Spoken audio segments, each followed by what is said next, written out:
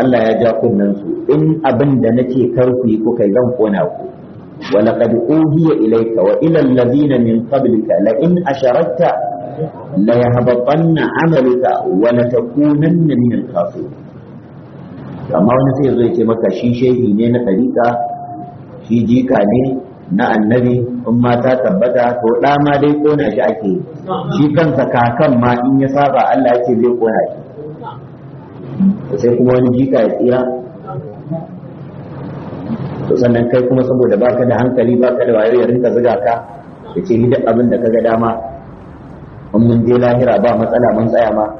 Mutumin da bai iya tsaya ma a duniya ba zai tsaya ma a lahira. A duniya bai iya tsaya ma ba ballantana a je lahira. Yadda za ka gane ruɗu ne abin, je ka kara fito wata rigima ka gani ta duniya in ma zai nuna ya san ka.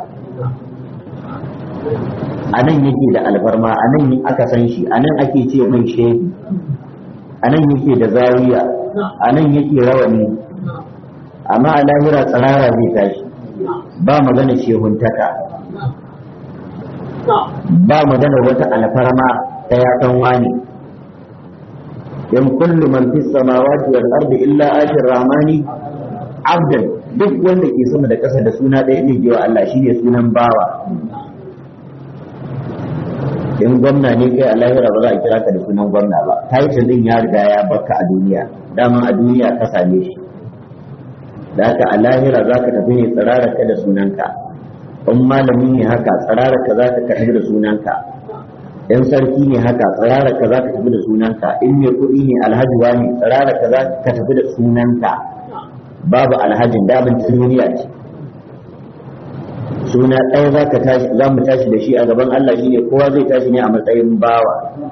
Laqad ahsahum wa addahum addan wa kulluhum atihi yawm al-qiyamati fardan. Kai abin da zai je gaban Allah shine littafin ayyukanka.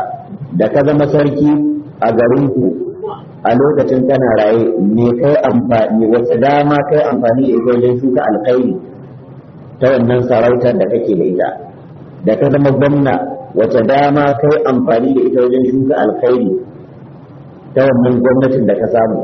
Da ka zama shehu wani ko malam wani, wace dama kai amfani da ita ta ilimin wajen shuka alkhairi.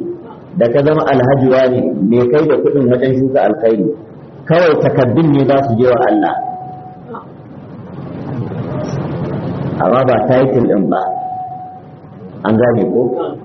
Da haka ya kamata mu yi hattara, kada mu yadda hudun duniya ya ruɗe mu, kada mu yadda masu rudar mutane su ruɗe mu. Ya ayyuhan nasu inna wa'adallahi haqqun fala taghurrannakum alhayatud dunya wa la yaghurrannakum billahi al-ghurur.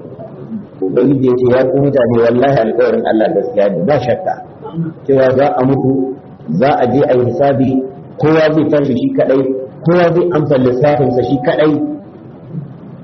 Wannan magana babu shakka a kanta. Fala ta guran na kuma layatul duniya, kada ku yarda rayuwar duniya ta buɗe. Tsawon rai ka ɗauka ba za ka mutu ba, tsawon lafiya ka ɗauka cewa ba za ka mutu ba, tsawon mulki ka ɗauka cewa ba za ka mutu ba. A'a, duk yadda rai ya yi tsawo, duk yadda lafiya ta yi tsawo, duk yadda wadata ta kai ta kawo, duk yadda isa ta kai ta kawo, wata rana sai ka mutu.